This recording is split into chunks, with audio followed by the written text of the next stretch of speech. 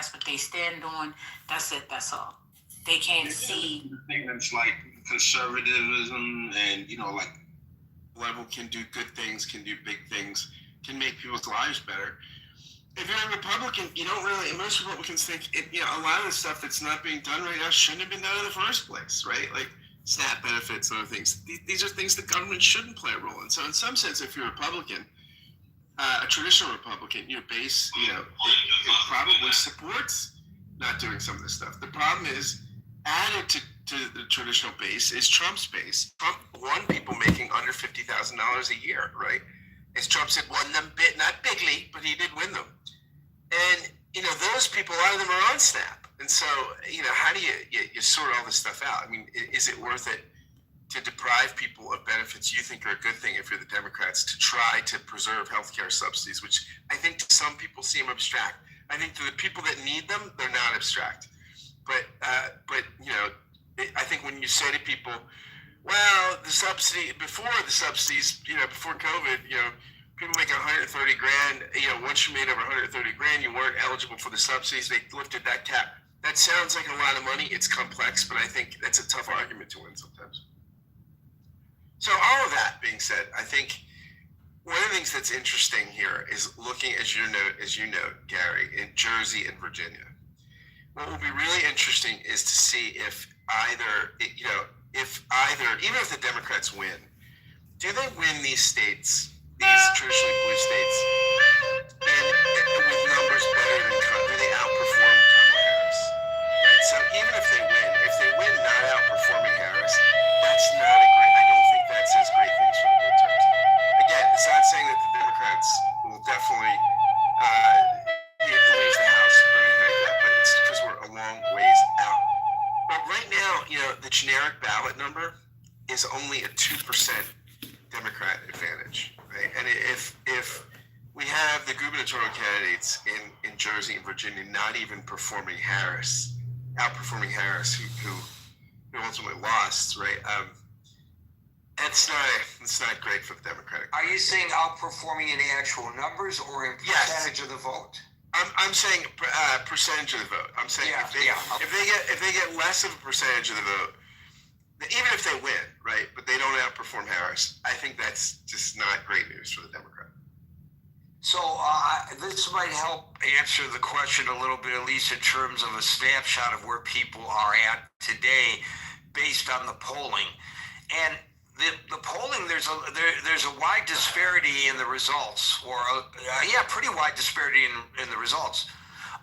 But in each case of the ones that I just pulled up, most folks blame the Republicans more so than the Democrats. So a recent poll by NBC News found 52% of registered voters say Republicans and the president are more to blame versus 42% who say Democrats.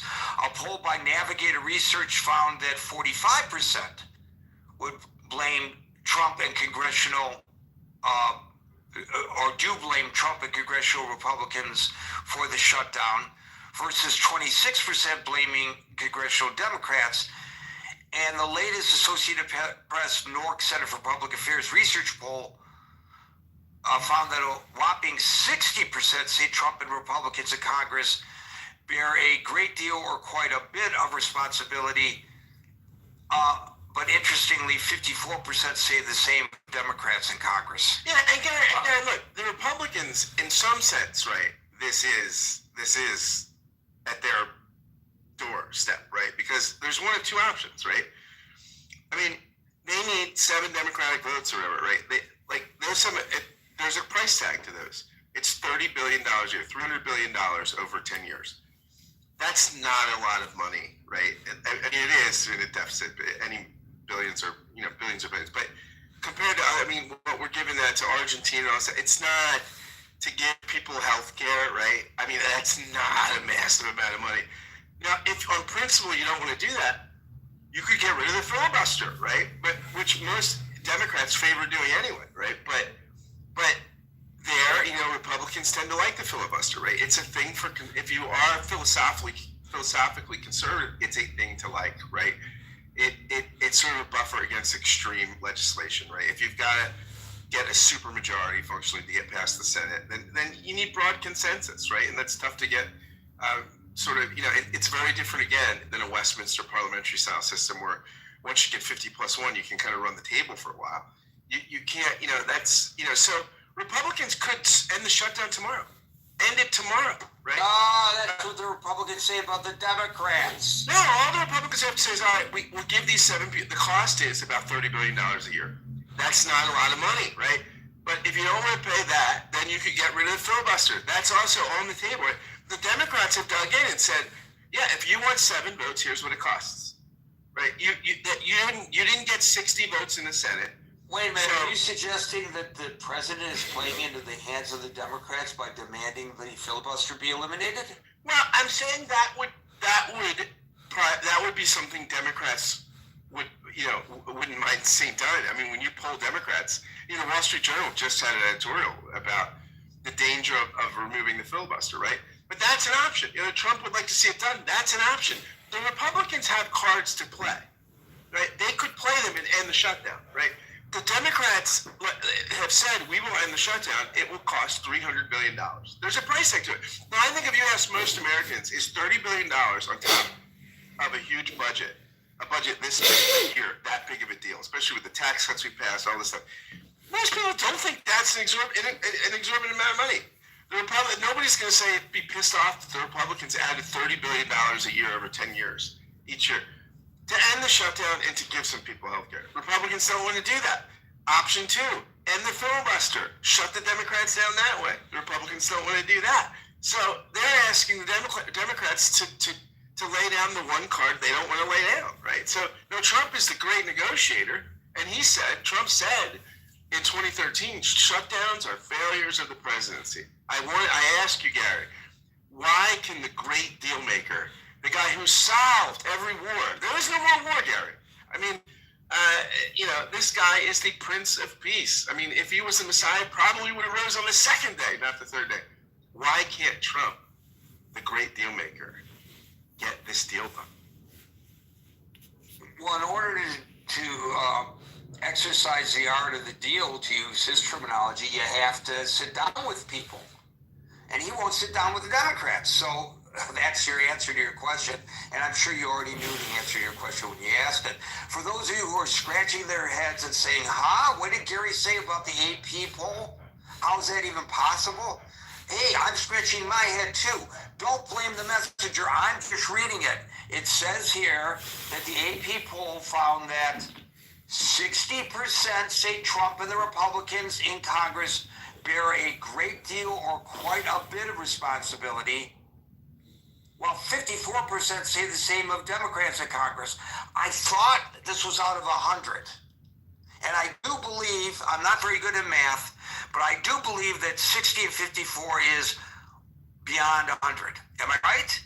If I'm wrong, somebody correct me. Marshall, followed by Brian. Hey, Jerry. So we'll disagree slightly with my dear friend Scott. I think it was talking to another buddy of mine. I think it's going to be a wash in terms of. I think both parties are going to end up taking some blame here. Usually, as you pointed out, the party in power is the one that takes the shutdown blame. But I think there is an argument. I'd also like to lift a hat to Brent, who said this at least a week ago, that the way the Republicans could get around the shutdown was by blowing up the filibuster. I think the filibuster is a control of the chamber. Now, we didn't, as we've talked before, we didn't have it all the time. But it does mandate broad consensus. I don't think constructing the Senate as a 51% chamber, at least during this era, is a good idea. It'll end up with majorities in both houses just forcing things down other people's throats in ways that'll be probably really unhealthy for us. I think if Mamdani wins in New York, there's going to be a flee of businesses depending on what he does in the 5 boroughs. Now, that's just an outsider looking in, so you have to take it for what it is, because I don't, I live in New York. Virginia Attorney General's race, not sure who'll win that one. And there's one more. Oh, New Jersey. I'd like the conservative guy to win. New Jersey has been governed by Democrats for quite a while, if my understanding serves me correctly. I think if you're looking for a political win that backs up a policy win, if you get the government open back by Saturday, it's going to be on semi-Republican term. It will mean that you'll get 7 senators, if we don't blow the filibuster up, will come across the line and say, you know what, it is worth it. And that policy win might be worth the shutdown. So I'll leave it with that. And can you suss out his Truth Social post? When I say his, you obviously know to whom I refer when I say Truth Social, in which he says that if they do not enact the nuclear option, they're going to lose Congress in the midterms. The only thing that I could maybe think, Marshall, is that he's scared to death that this shutdown is really hurting their chances in the midterms, and it has to come to an end. And so, as Scott just suggested, well, they do have a card to play, and that is ending the filibuster, and then they can force the issue, and they have the votes. And they can, but the Republicans for decades have maintained an opposition to changing the filibuster, maintaining that it's a ability for the minority to have their say. And as I've said to people before, the Democrats haven't exactly been consistent about this. When they're in the minority, they use the filibuster all the time, and they don't complain about it. Now, I'm with Scott. If you pull it internally, Democrats really don't like it very much. So the only thing I can think of off the top of my head is that the president seems to believe that the longer this drags on, the worse it gets for both sides. And as you were saying, has some recognition that holding out that long could be bad. When I was talking to my brother, though, my brother said something to me which I think was interesting. He compared it to the 2013 Ted Cruz Obama shutdown, where the Republicans caved and opened the government, and it was Obama who said to the Republican Party, "Ted, you're not getting anything, not one iota." And he thinks Donald Trump is in a position that says you're not going to get anything. We're not giving you a dime. And he also said it was not necessarily the wisest, not the wisest way to govern the country is what he said, but he thought that was his kind of personal attitude toward it. So this may indicate that that attitude is softening. Thanks for that, Marshall. We'll go to Brian, followed by Dominic. Hey, Gary. My thought is you can't really predict who's going to be the winner if the government opens up until you see how it's opened up.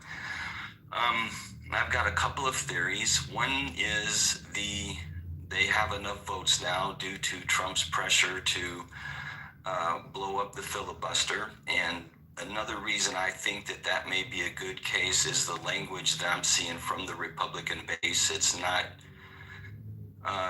tempered at all. It's still mudslinging and that type of thing. So if you're trying to reach an agreement, it would seem that your jabs would be a little bit tempered. That's just the way I look at it. I have read articles, and also both parties are waiting till after this election is over before anything happens. But I have read articles that there are moderate Democrats that have floated the idea of voting with the Republicans for a promise for the ACA to come up as a vote. Me personally, that would be a defeat for the Democrats because I don't think their base is going to be happy about a promise. And as a independent myself, I would not trust that promise. I don't, the way Trump is operating his party, I don't think their promises are, they're not worth anything. The Democrats can stand and say, look, they broke the promise, and that's happened in the past. But what are you going to do about it? You're still stuck, and you've got nothing. So that's that's kind of the way I look at it. And the polls that I've read, they're not quite as drastic as the AP when you just pulled, but all of them consistently show, except for the one Trump reads, but they all consistently show that the Republicans are taking the brunt. And I don't, and Trump is just, in my opinion, he's just showing how mean he can be to try and get this closed down. When you're talking about opposing the law, opposing the courts and still not paying the SNAP program, and this is the first shutdown, even his past one, SNAP rolled out as it should, and he's defying the court, and then he's always wanted to blow up the filibuster. And then also saw a different angle on him saying that supermarkets and stores can't give SNAP recipients a discount. I need to research that because I think there's a reason for that, but still, it doesn't look good for him. It just looks like he's being mean and vindictive and using poor people as pawns. And I don't get it because he don't understand that Republicans also use the ACA, and Republicans, especially in rural communities, receive food stamps. I really don't, unless he thinks he's going to play on the heartstrings of Democrats. I don't get his play. I see how Democrats could be bad, come out looking bad, especially on a promise, or they don't get anything. I think the only thing they're really going to win is if Trump would give them what they want. But I don't really see how Republicans can come out of this looking good. Even if they do the filibuster, if he may make his base mad if he gave the money to the ACA, but I don't. I think that might come out as a positive for him, in my opinion. I just don't see a positive spin either way it goes for Republicans. I think, and the only way the Democrats are going to win is if they get what they wanted. So I'm kind of like with what Marshall said earlier. I think it might just be a wash that nobody's going to come out clean on this one. That's where I'm at. Thank you for that, Brian. We'll go to Dominic, followed by Brent. I'm going to say good evening, Gary, since now the sun is down and it's dark outside here in the Northeast. Yes, but Dominic. Yes. The sun will come out tomorrow. Oh, I love convincing with an optimist. A couple of points. First of all, I think I agree with Brian, but for a different reason. I'm going to say that nobody loses because really nobody cares. The elevation of the so-called ACA argument is smoke and mirrors, if you want to. It's not a huge issue. It is to the Democrats or the Democratic Socialists. But I think overall most people don't really even know what it is or care. So I think whether the government doesn't open or does open, politically it's a non-event. But I have a couple of points I wanted to make. One, somebody said that Trump might be scared of something. I'm not sure what it was. I think it was me. Are you talking about my comment about why he may want the nuclear option? Because he's frightened that an extended shutdown might affect the midterms. And the only reason I came to that as a possibility I didn't say it was a probability, but the only reason I came to that as a possibility, I'm trying to understand his Truth Social post of this morning, about 7 o'clock this morning, when he said, we got to end the filibuster or we're going to lose the Congress in the midterms. I'm paraphrasing, but I can't figure out why he would say that. And as I think about it, that seems to me to be the only reason that makes sense, unless you could come up with a better one. Yeah, I think I can. And I want to give the answer, but I had something I wanted to say. Oh, I know what I wanted to say. I don't think, given Trump's personality, that he's really scared of anything. You could put a bullet, a microdot from his head, and he stands up and he puts his fist up in the air. I don't think it's wise, just from a political argument point of view, to impute frightening Donald Trump. All right, so if you take away the adjectives I use, Okay, fine. is he concerned that they're going to lose the Congress because of the extended shutdown? Fair enough. I don't think so, but I do think that he is quite comfortable with brinksmanship, Gary. Unlike other politicians who normally run from confrontation, and it is a sort of a human trait to run from confrontation. But his personality is, sort of like Churchill or Orwell, or one of Orwell's characters, that the opportunity to stand against conventional wisdom and the willingness to take it to the limit, to quote an Eagles song, is what differentiates President Trump from other, let's just call them conventional politicians. And I would include myself among those, Gary, since, I did stand for election in my community and know what it's like to wait on election night to see whether you're going to win or going to lose.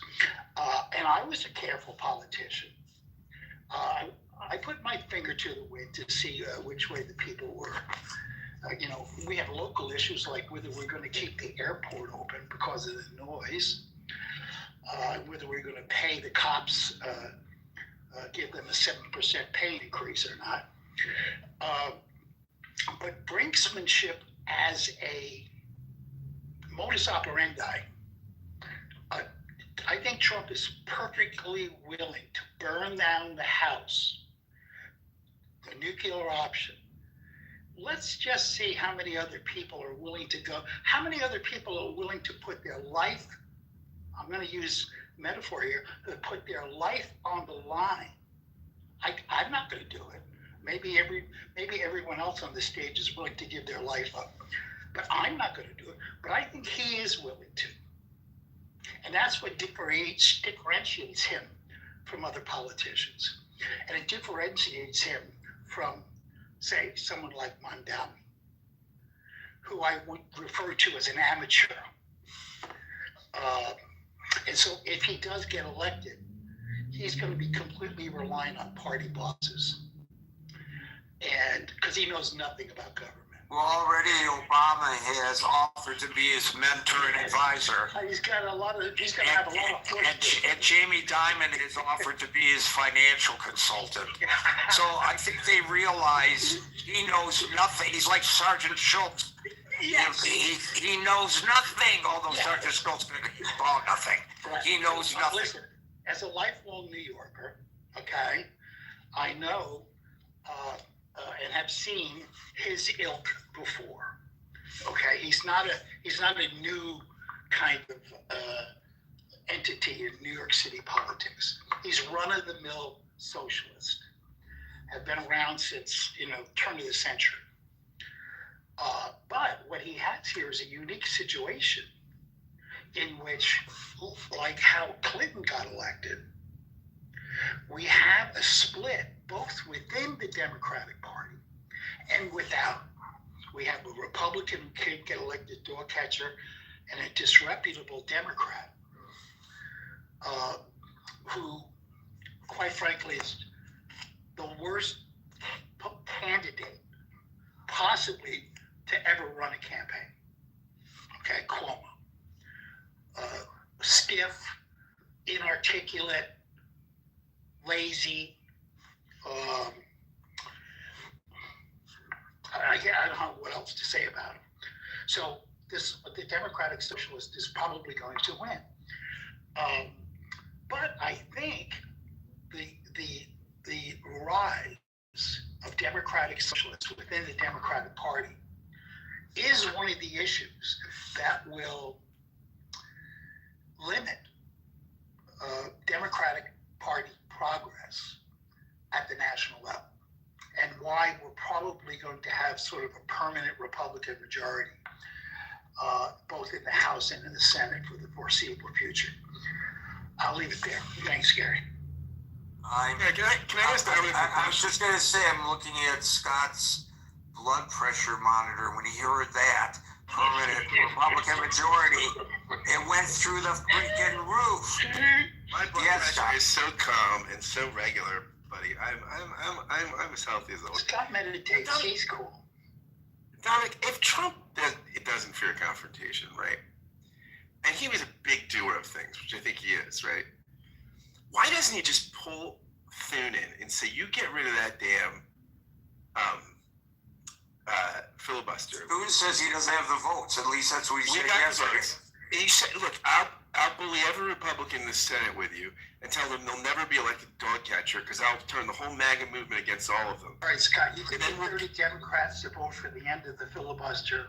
I'll get you 30 Republicans. Is that a deal?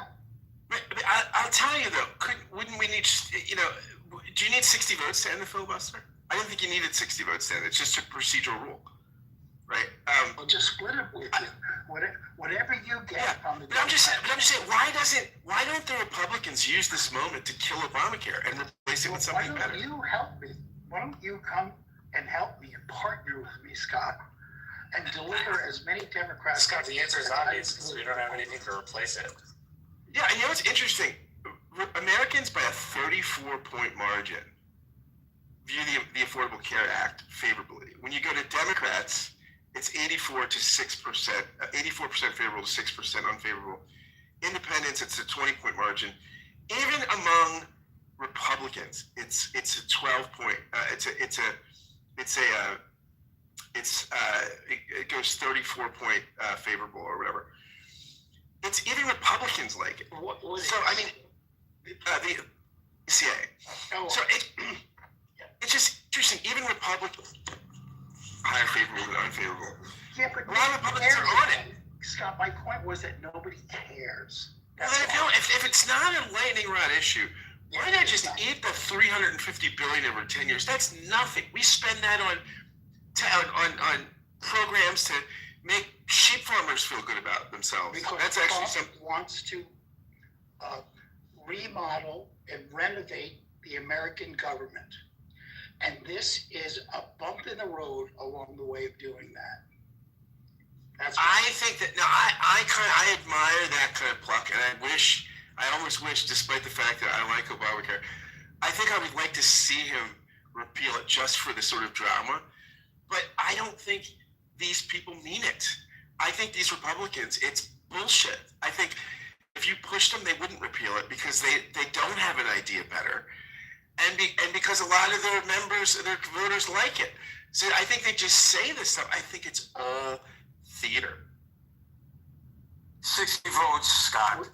So the point is, if you need 60 votes for closure in order to end the filibuster, then you need 60 votes to pass a continuing resolution. So it's the same 60 votes. No, that's not right, Gary, you need 60 votes for closure, not to pass. Yeah, you can pass it. You could get rid of the filibuster with a simple majority. You need 60 votes to end the filibuster. right? You need 60 And with votes to end a filibuster. You need 60 votes to end a filibuster. Correct. You need a simple majority to amend the Senate rules. Well, Get that's rid a of the different. That's a filibuster. different question. No, I'm saying yeah. I'm okay with that, Scott, and I will repeat my bipartisan plan, Scott, for you to deliver 24 or 25 votes on the Democrat side, and I'll deliver the rest on the Republican side. But I don't think any Democrat will vote to end the filibuster. I'm just kind of shoving the beer on your side of the table, Scott. You might be right. I don't know. You know, it's. By the way, the Brookings Institute, for what it's worth, says to formally change the Senate standing rules, such as Rule 22, Rule 22, XXII, Rule 22, to eliminate or alter the filibuster. The rule itself says it will require a vote of 2/3 of the senators present and voting while changing a rule by regular means. That means typically around 67 if all 100 are present. So it's even more, according to this, that you need in order to change the rule, much less end the filibuster. If that's accurate, why bother with the nuclear option when you need 60 votes to pass the continuing resolution? Just work to get those 60 votes. It's the same 60 votes. The reason is, Gary, that you're inaccurate about the votes needed to impose a nuclear option. It's a simple majority. Well, I'm not inaccurate. The Brookings Institution is inaccurate. Okay, yeah. I'm just the messenger, baby. I'm just reading what's in front of me. I appreciate that.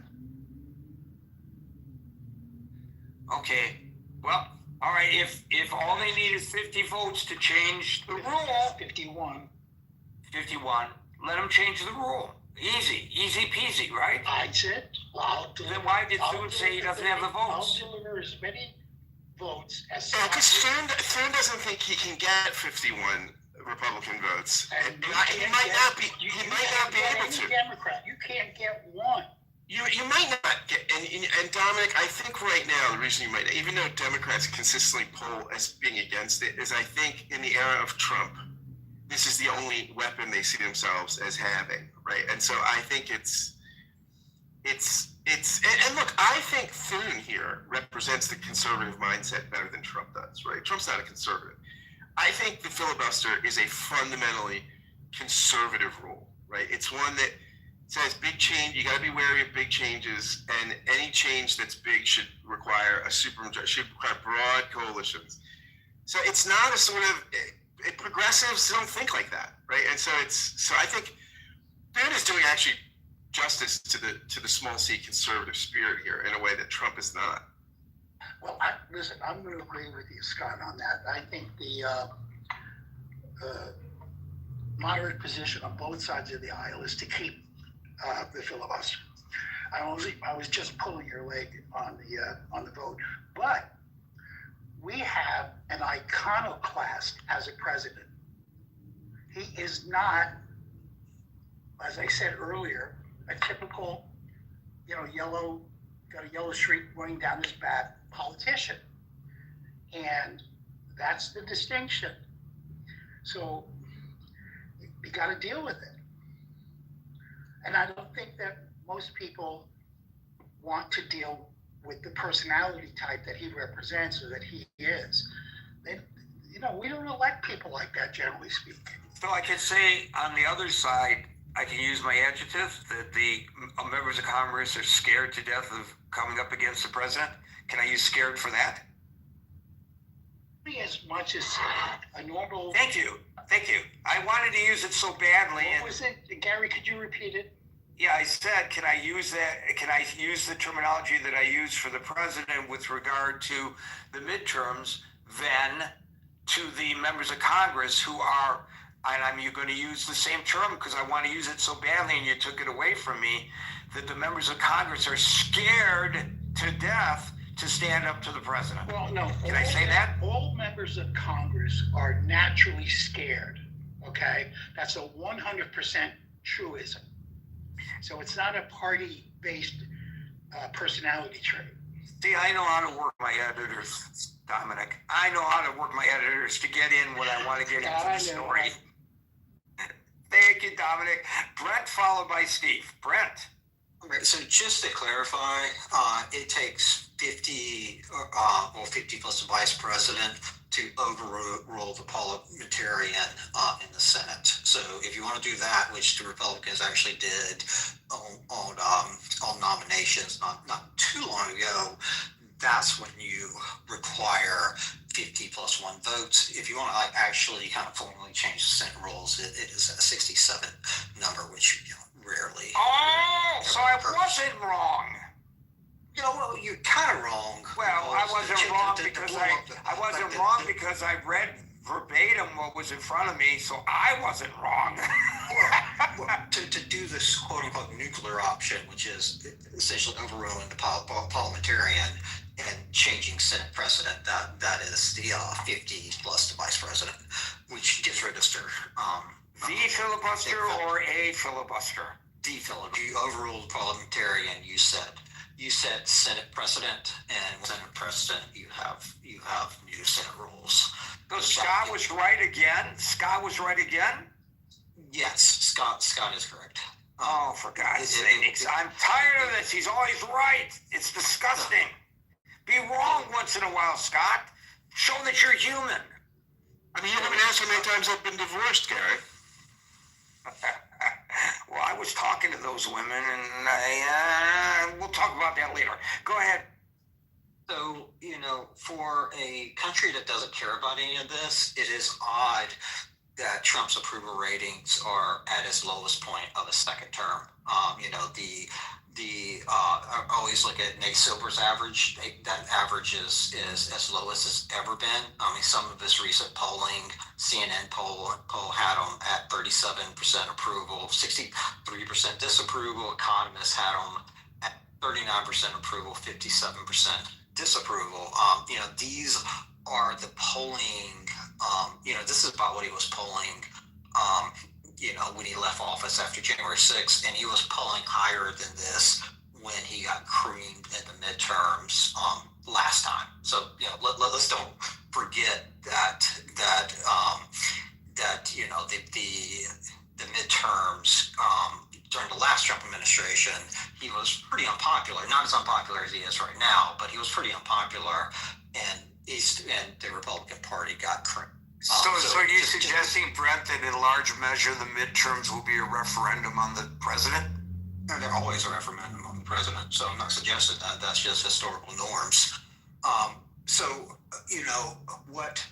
What I'd suggest is politically, this shutdown is working relatively well for Democrats. I mean, there's no polling that shows that they're doing bad politically. You had NBC polling showed that their generic ballot poll, they're up 8 points, which is a huge jump.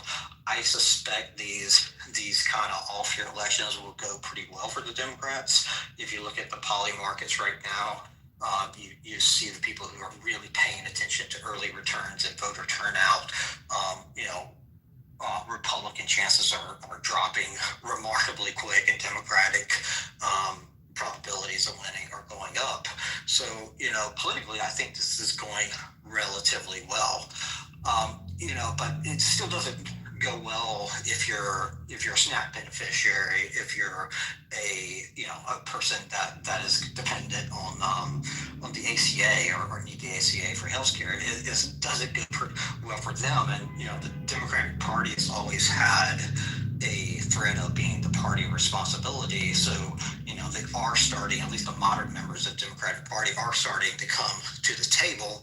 And the developing deal, at least per Punch Bowl and other kind of people who cover Congress, is basically a minibus bill that would fund ag, defense, and the ledge branch. So their staffers get paid for the whole year, and then do a CR until December 19th, which you're off on another cliff until the 19th. 14th, but that's kind of what's being developed. That said, I don't think that that is a done deal until the man in the White House says so. And I kind of think he will blow it up and kind of go to nuke the filibuster, which is something I mentioned before. I think would be good for the country. I think the filibuster is a pretty counterproductive rule for American democracy. We'd be better off killing it because I think when Republicans win a trifecta, there's got to be policy ramifications for that, and when Democrats win it, there's got to be policy ramifications, and that allows voters to get the information they need to make a decision. I think now is kind of a stasis in American politics, and I think that's bad for everybody. So I personally think it would be good. That's one thing I agree with Donald Trump on. To Dominic's point, of course, Democrats aren't going to vote to kill the filibuster. And essentially, and not fix Obamacare, so they're not going to vote for that. But I think it was enough pressure. I think Donald Trump can maybe get 51 votes or 50 votes plus the vice president to kill it, and I kind of hope he does. It's interesting, as you were talking, I was thinking about this, and I'm going to get some pushback, and that's fine. But it seems to me the Republicans, they really bristle at the idea of socialism, which many of them cannot distinguish from communism. And so it's a little bit of a red baiting that's going on here. So Republicans are opposed to socialism until you try to take away their Social Security, their Medicare, their Medicaid, their SNAP benefits, and we'll add our disdain for socialism and lay on top of that our hatred for Obama, but please don't take away our Obamacare. So, I think that's the reality. I don't know. Am I right or wrong about it? The Times had a really good article, and my heart goes out to them, but it was essentially in West Virginia, kind of asking people coming up to food pantries about what SNAP meant to them. And it was terrible. It was talking about the amount of shortage that their family has. If you look at SNAP benefits, it primarily affects people in red states. Like the density of those who receive SNAP benefits are much more dense in red states than blue states. And you would think that if the president was playing this smart and he was concerned about the midterm elections, he would not have attempted to withhold the release of the reserves to keep at least some of those SNAP benefits going, because the optics of that are very, very bad, I think, in terms of people who might otherwise vote red, but who need those SNAP benefits literally to survive. Those voters are voting red for cultural reasons. They're voting red because Democrats are more concerned about transgender rights than they are for them. So that bathrooms, all that kind of nonsense. All that sort of stuff. And, well, this is where the Democrats have really shot themselves in the foot. And then you run a candidate. Everybody talks about what a horrible candidate Harris was. Well, what about our vice presidential candidate who signed the bill to put tampon dispensers in boys' bathrooms and it's true. When I heard it argued, I said no, but I looked it up and it's true. But my point is those issues are secondary to feeding your family. And my point is sometimes you have to let policies go in effect you disagree with so the public can actually understand the material difference between the two parties. The problem with the filibuster is nothing ever changes because you need a supermajority in the Senate, and essentially nobody ever has that supermajority. By getting rid of the filibuster, you actually give information to the voters, and real information to the voters about how these two parties affect them materially, and that I think would be better long term for the American politics. Like, let Republicans have their policies and let the voter feel their policy and see if they like it, and the opposite way around. And let's figure out, what policies are better. And I would argue that is the fastest way to kind of move past this kind of cultural affiliation voting that I think is unhealthy for American democracy. Brent, have you ever acknowledged publicly, and here's your opportunity to do so, failings of your party? Your response to what I just said was, but, and then you went on. But you won't even acknowledge that the Democrats are idiots for pushing these kinds of programs that are unbeneficial to their opportunity to hold national office. Do you acknowledge that or not? I just acknowledged that. I don't think you did. But go ahead and clarify. Let me finish. I just acknowledge that the Democratic Party has been too consumed with cultural issues and not enough with basic economic issues. There you go. I hope somebody recorded that. Thank you, Brent. Steve, followed by Anthony. Hey, Gary, how's it going? Good. I just want to let you know, since Brent mentioned the long lines apparently at the food pantries in your state, there are long lines at the food pantry in my state as well. And you know what? I wonder, that should have been where some of these anecdotal interviews should have occurred today. I just thought about that. I think I haven't heard any that maybe somebody had done them, but I heard a lot of anecdotal, they all go out and interview people at the polls. It's all anecdotal. It doesn't mean anything. But I think it would have been really instructive to hear how people are voting in the gubernatorial election, who are standing in line at my neighborhood Salvation Army food pantry that's crying for donations right now because they cannot stand up to the demand that they are getting. I would really like to hear what those people have to say about the gubernatorial race and whether the fact that they are standing in line at a food pantry affects their vote. It may not affect the outcome of the election, but I wonder if it affects their vote. I think that would be very instructive. Damn it, I wish I had thought about that earlier, because on my way home from work, I would have made that stop. Oh, what an idiot, I blew it. Go ahead, Steve. Yeah, but why would that be relevant? You're talking a state versus federal issue. Because What's federal? What the federal does is irrelevant to what a governor can do.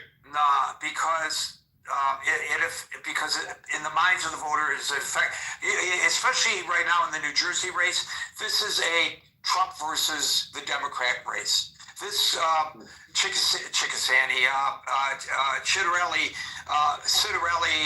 I don't want to mispronounce his name. I think it's Citarelli. I've mispronounced it several times. I sometimes spell people's names wrong and I get slapped for it. I guess if I mispronounce his name, I'll get slapped for that too. I think it's Citarelli. Citarelli is hanging his wagon, just like Mandami is hanging his wagon as the anti-Trump candidate. Citarelli is running as the pro-Trump candidate. So yeah, I think it would be very instructive. Yeah, I just think they're apples and oranges. I don't know if a governor in the United States that his opinion can change what transpires in the Senate. But one of the things that Brent was talking about there about the cultural, that's partially true. Just from clarification, from deep within the bowels of the great netherworld that is West Virginia. But one dimension that a lot of people, not to get off topic too much, that forget about these people. This is working class state, and the decimation of our industry because of energy policies in the last 20 years, the corporate policies of international trade. That kind of contributes to the people standing in the food line. If you was making $100,000 a year and now you're working at a convenience store, you might have a little bit difference there. That's beyond culture. But I digress. Let me get back to the point. I guess we've come to the position that it's acceptable to form legislation through hostage taking now. That's what I hear. Well, you just got to give it to them. So, yeah, we're going to create legislation based on hostage taking. And I don't think that's a good way. I don't think that's a thing that's should be encouraged within our political system, to hold hostage in order to form legislation. So we have on the table right now a clean CR that maintains the levels that was always there, that was there during the Biden administration. Nothing's changed, but we're going to create legislation through hostage taking. Congratulations. What a wonderful government we have here now. But more to the point of the question that's being asked, Gary, and I think this short term could have some political implications. I think long term, for the significance of the midterms, it may be brought up, but I think there's going to be so much water under the bridge by that time that I don't think a lot of people's going to remember or really going to be influenced that hard by what we see occurring now. But I think the longer implication here is, if successful, that we're going to have a tactic now, not by discussion, not by going in and trying to hammer out, here's my idea, here's your idea. I got something I want done. Let's just wait till we need to fund the government. Then we'll hold the government hostage until you capitulate. So that doesn't sound like something I think in the long term can be beneficial for the House or the Senate. I think it sets bad precedent, and I'll leave it there. So I suspect you are suggesting that it's advantage Republicans in the midterms with regard to the shutdown, because the Democrats, in your opinion, are holding the country hostage by demanding that the Obamacare be negotiated first before they approve a continuing resolution. Yeah, I mean, what else can it be? We're not going to continue, even though we have something that has been exactly at levels that's been going on. And this is something Democrats and Republicans do all the time, because they obfuscate on tackling the hard issues of being in government. They don't want to face the realities of what they have to deal with. But now we've ratcheted it up, and we're saying we're going to create legislation through hostage taking. You're not going to get to fund anything unless you capitulate to our demands. And I think that sets a very bad precedent for this country. Thank you, Steve. So your response to my comment about interviewing people at the food bank lines, now your response makes me really wish I had asked, because I might have gotten your answer. Well, we don't care about what's going, any of that. We don't care about the governor's race. All we care about is, getting our SNAP benefits back, and that has nothing to do with the governor's race. I might have gotten that response. I might have gotten a different response. So now I'm really curious about what response I would have gotten. We could speculate, but I should have gone out there and asked the question myself. Yeah, I was just gonna say, I mean, Steve said this is a new precedent. I don't forget. I think the longest shutdown in history was caused by Trump and the Republicans over the war funding. I mean, they shut down the government. This one might surpass that one, but that was the longest. And it's not. I don't think it's. I don't love it, but I'm just saying I don't think it's unprecedented. The longest one. Yeah, but the point is holding hostage, and would you not argue that they were holding the government hostage over the wall issue, and they suffered politically as a result of that? So maybe the same is true here. Maybe Steve's got a point that the Democrats are holding the nation hostage over the Obamacare issue, and so they will suffer the same fate. I think the reason they might not, and they might. But the issue is, the Obamacare is a lot more popular than the wall, and it affects. I mean, the numbers are wild about how much people's, without the subsidies, how much people's 0% of the people that use Obamacare make under $60,000 a year. These are Trump's. This is group Trump won. Yeah, but now So I mean, this is if I were Trump, I'd be. that's a good point, Scott. But how else would, even though you may characterize it as two different issues, the principle is the same, isn't it? You're not going through normal legislation. No, absolutely. I don't like it. I'm with you, Steve. But I don't understand why Trump doesn't just end the shutdown and say, look, I ended it by giving health care to my The ninth. Yeah. And we only have one party involved here,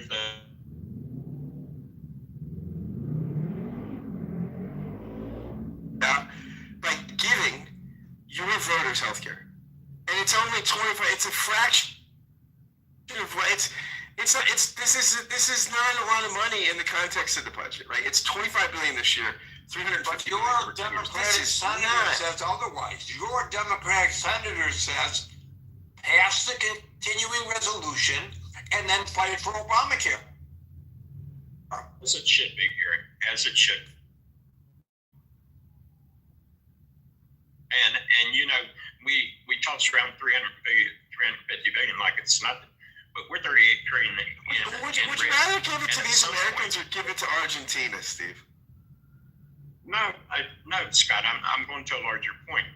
It's not that it's this particular thing. I'm talking about everything. I'm talking about the military. I'm talking about foreign aid, everything. If we don't address these 100 billion here and 100 billion there, if we don't start addressing the whole government in a way to make it more efficient and to bring it into some kind of financial sanity, we eventually are going to suffer the consequences, and it will be ugly. And then Of course, it's all about your individual pet project. So if you're concerned about the drug trade, and I know maybe you're okay with spending an equal amount of money to fight the drugs from coming in here from.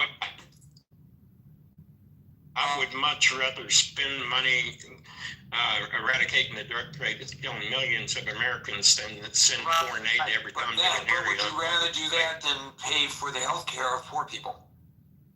Well, I think poor people need health care, but I think Obamacare, even though it fills the bill in the generic fashion, I think there's warts associated with it. I think it should be renegotiated. I think it could be done more efficiently, but that's a long-term process that people have to look at. In the meantime, just like SNAP benefits, yeah, people need health care. Get in there. If you want to fund it for a year or two and work out a better plan, go for it. But we have to address. Where has been?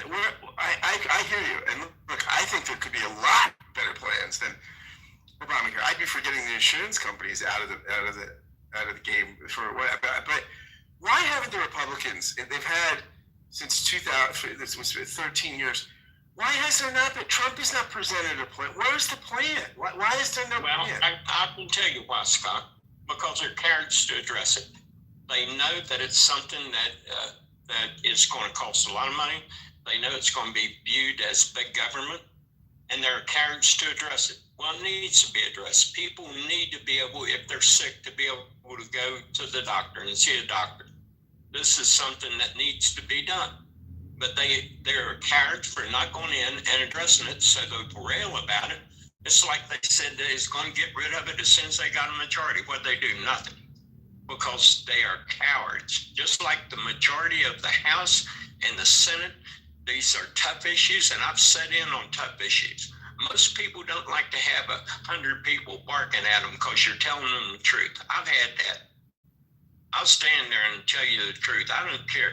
Or let the flag fly. But most people don't have the guts for it, Scott, and that's what we're looking at, and that's why we're in the position we're in. We got Democrats, we got Republicans that don't have the guts because of their proclivity for this this little cocoon in Washington, D.C. to stay and be a part of. That they don't have the guts to do the will and be right with the American people. But there's another aspect to this, maybe, Steve, if I may interject, and that's Donald Trump. If Donald Trump told with a plan and work with the Democrats and come up with something that improves it for all Americans, they would do it. Gary, But he doesn't. That's probably true. But the problem I described transcends Trump. It's cultural. Within the House, within the Senate, within the political bowels of Washington, D.C. People want to be a part of it. They'll schmooze, they'll take money, whatever it takes. And they will not look after the betterment of the American people. And they'll say whatever they need to retain power. This is beyond. I agree with that 100%. I agree with that 100%.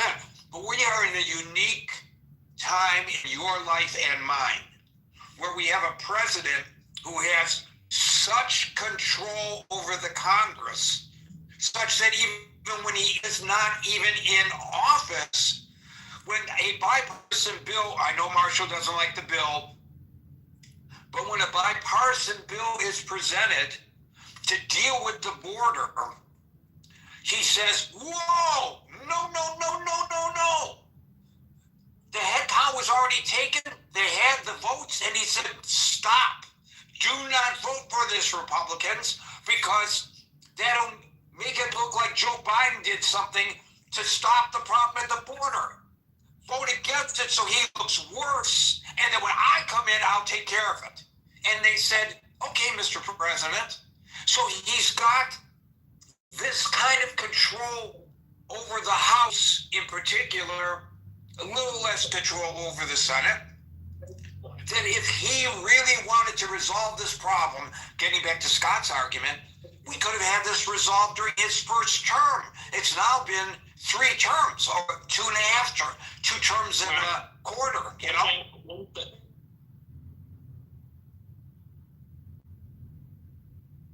Oh my God, your microphone's open. We don't hear you, Steve. Yeah, I also want to say, while Steve's got his mic issues, the history of Obamacare, this is a Republican plan, right? I mean, when Hillary came out with her sweeping Hillary Care idea, the Heritage Foundation basically came out with this type. It's going to fall on the Congress and the senators, and I don't think they have the political guts. And that's the pessimism I hold right now, because we're at such an inflection point that political guts is necessary. And I don't think our politicians have it, Republican or Democrat. And I think we're in a lot of trouble because of it. See, I think that the irony here is Obamacare is a Republican plan, right? I mean, the Heritage Foundation came out with a skeleton framework of it in response to Hillary Care when she wanted a big government system, right, that was big, hairy, and audacious. And the Heritage Foundation said, what about a system like this? Romney built on that, right? Romney is a conservative guy, wanted a market-based approach as opposed to a sort of European style, England sort of NHS or something. And it was wildly popular in Massachusetts. So basically, Obama annexed a center-right idea. I mean, the only way you could go more right-wing than this is just say, get the government out of healthcare, right? Go a libertarian direction. But everything else, every other sort of healthcare reform would be to the left of this, right? Would be moving left. So I don't know why the Republicans aren't defending Obamacare for fear that people are going to want something less expensive with more coverage. I think you just answered your own question. Maybe the Republicans want socialized medicine. Those who need it do. Those who don't. We vote on our own self-interest. By the way, every member of Congress has socialized medical care for life. So they can rail against it all they want. It's not good enough for you, Scott, but it's good enough for them. And my point is that it's branded Obamacare. That unto itself is a nice...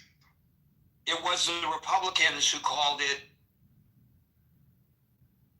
in a disparaging manner, Obamacare. And one day, Barack Obama said, oh, they're calling it Obamacare. Huh, I kind of like that. And then the script flipped over the branding.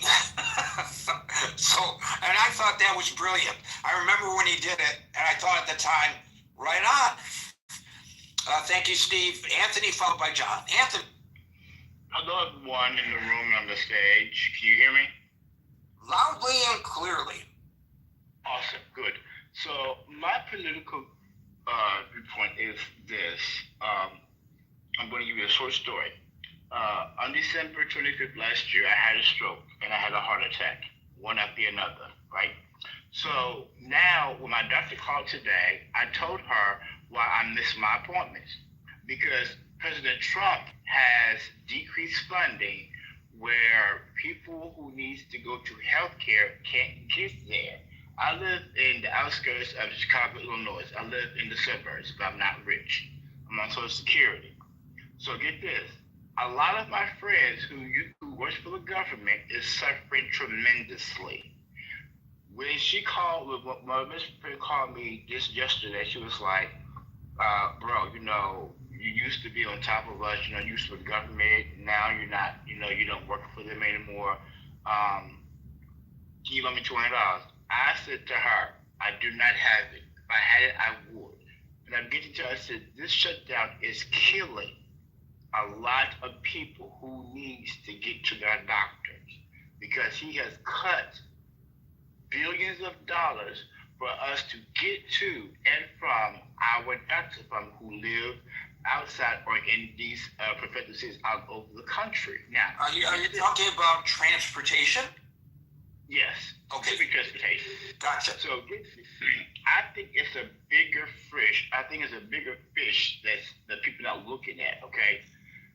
The middle class is, I would say, at least 75% of government. And when you look at going to the pantry lines, like somebody said on the stage, there are very, very long. And you're looking at middle class people. They are suffering tremendously. And when you try to go and try to get like a part-time job or a full-time job, guess what? There are none. Our economy is suffering. Our economy was suffering before the shutdown because I was trying to become a substitute teacher because I have a degree. I couldn't get one. So my point is, somebody made a comment. I think it was Steve who made a comment that the Democrats is holding the SNAP benefit and the ACA hostage. No, they're not. They are, but they're not. The reason why I say because who controls what? The president controls Congress. My question is, why hasn't Congress came up with a plan for Obamacare? Why haven't the Republicans came up with a backup plan for SNAP benefits? And then third, why isn't the Republicans have not started looking at different economic ways of creating jobs? When the July report came out that there was less jobs, I began to search and search and search. And I'm about to name my blank. There were very little jobs, and because I was overqualified, I could not get in. My point is this: I consider middle class, although I'm on Social Security. I get pretty much sum of money, but it's barely enough to pay my bills. My refrigerator is, guess what? Empty. I'm hurting, but I'm not on SNAP. So I have to pay everything cash. I can't get Medicaid because of what I get from Social Security. So there's a lot of people like that that's suffering on Social Security. So my point is, and I'm like Steve, when our Republican Party going to get some balls and really start doing stuff? Period. Who's gonna be from this? The Democrats. Why? Because they have the ACA and they have the SNAP, and there's nothing to replace them that's going to be effective for all Americans and not just Congress. So when they leave Congress, they are going wealthy. Now, last Speaker of the House, he left Congress with, I think, $19.9 million. But when he came in, he was only making a little over $175,000. And that alarmed me. It really alarmed me. So my question is this. When is the Republicans going to start doing the motherfucking job and stop blaming the damn Democrats for every goddamn thing? I'm not Democrat nor Republican. I'm independent, and I'm not playing. So Anthony, don't go anywhere. Guys, don't kick him off the stage yet. Unbelievably, a candidate for Congress of the United States of America from suburban Chicago is the next caller.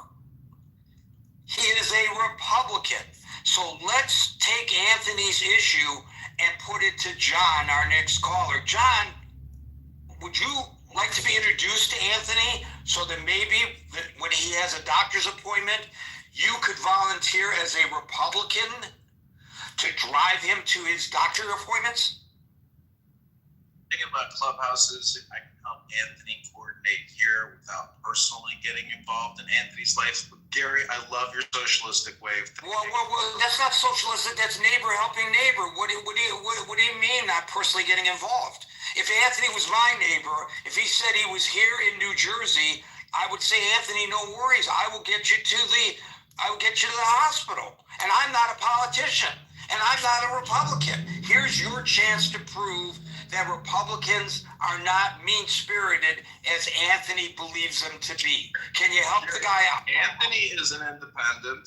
And first of all, Anthony, regardless of Republican or Democrat, sorry to hear about your difficulties, your financial problems, and your friends' financial problems. I would say that the reason in 2025 why we have so many financial problems is because of the Federal Reserve, the big banks, big government, big Medicare, Medicaid, big medical. I'm going to suggest, and Anthony is clearly, in spite of his stroke, able to speak for himself. But I'm going to suggest that nonsense that just came out of your mouth does not resonate with the people who actually are in need. Anthony, am I correct about that? Correct. Everything you just said, sir, excuse my French, was garbage. You did not give me a solution, as Gary just did. I'm trying to describe the situation to you accurately to understand what a possible solution looks like. It's debt resolution, debt negotiation. Debt resolution and debt combined has less than 38 nothing to help people like Anthony. Nothing. What's coming out of your mouth Anthony is broke. Nonsense. Government is broke. It does nothing to help a gentleman like Anthony. I hear Your neighbor. Now, listen, if you want to get personally involved, who do you know that can? I'll tell you what, you come on the clubhouse, and I know people, and you've mentioned them yourself, and God bless them, they've helped you out. They've contributed to your campaign. How about taking some of that money and pay for Uber for Anthony? Well, we just paid $100 to get our final petitions in to the Illinois Election Commission, and we are on the ballot. So I want to thank Howard, who gave us money. All right. So I'm just saying, did you spend all that money? No, we just raised more. Well, how about a little constituent services for Anthony here? All right, Anthony, put your number in the chat. Oh, look, you censor the chat. There's no chat. Anthony, hit me. There's a chat up above, and you guys can message one another. I want to help this guy. Thanks, Gary. All right, well, Gary, I'll match you dollar for dollar. How much you gonna kick up? I'll match you. All right, I'll give $100 to Anthony. Gary, are you good for the 100? Of course I am. What do you mean, Anthony, message Gary. What do you mean? Am I good? Do you have Cash App? Do you have Zillow? Are you questioning whether I'm good for it? Are you questioning if I commit myself to something? All right, Anthony, Gary just. I'm not running for office. I am Anthony, good for it. Gary just raised you $200. I want to thank Gary for doing the right thing for Anthony. No. I want to thank you as a possible constituent, for sure, a neighbor, for helping a brother out. Amazing. Solutions now, results focused, oriented individuals. Anthony, thanks for coming to this incredible critical thinking forum. Tomorrow you might be able to get $500. Who knows? Who knows, right? Anthony, do you know how to message me? Yes, I do, sir. Okay, give me a little message, and we'll. But John, Don't you renege. You're on the record. I'm not gonna renege, Gary, but I want to tell you that I gotta tell you, all you speakers on here sound like you work for big banks. You don't care about debt. You don't care about borrowing, spending, or stopping spending. Okay. You just want the money. What does that now. have to do and with there's the government more shutdown? money. Explain. $38 I'll give you trillion a chance. in debt. I'll give you a chance. I'll give you a $105 chance. Hold on. I'll give you a trillion chance. debt liability. I will give you a chance to explain how that argument answers a question that if and when the government shutdown ends, which party wins or loses? Explain it. Well, there's no winners. We are all the losers. We, the people, are the ones who gave up our sovereignty to the banks, to all the borrowing, spending, and taxes. 138 trillion total. The whole world has less debt than we do. We have spent everything we had in 25 years since 9/11. We got scammed. We got ripped off. International businesses and U.S. national businesses. I don't know what the real solution is for the financial crisis, which is here now. And the fact that the government is shut down is indicative of a coming financial crisis. You don't know what a depression is like, but it's coming. We have created so much debt. It's uneffing believable. In just 25 years, we've gone from 1 to 2 trillion in debt, multiplied 38.2 trillion. It's unbearable. It's unbelievable. Where did all this money go? The U.S. money supply is at 22 trillion. Where's all the dollars? Where's all that money? So Anthony doesn't have it. He's on a call now. But I would like more money as well as you. I'm sure everyone here wants abundance in their life. I'm not anti-abundance. I'm anti-borrowing and spending on programs and projects that we don't need as Americans, for we the people. Let's focus internally within our perimeter and focus all of our major cities, clean it all up, and let's, start negotiating this debt down. 10 trillion is owned by foreign governments. Well, we can start negotiating there. We can play more hardball. Trump is this great negotiator. Well, what's he negotiating for your personal debt, for your public debt? I'm running for Congress. I need your support. I need your dollars. If you believe in fiscal conservatism or libertarian type thinking with regards to budgets and borrowing and spending, programs and projects, enough is enough. And, my slogan is vote for John Kitover. It's better than nothing.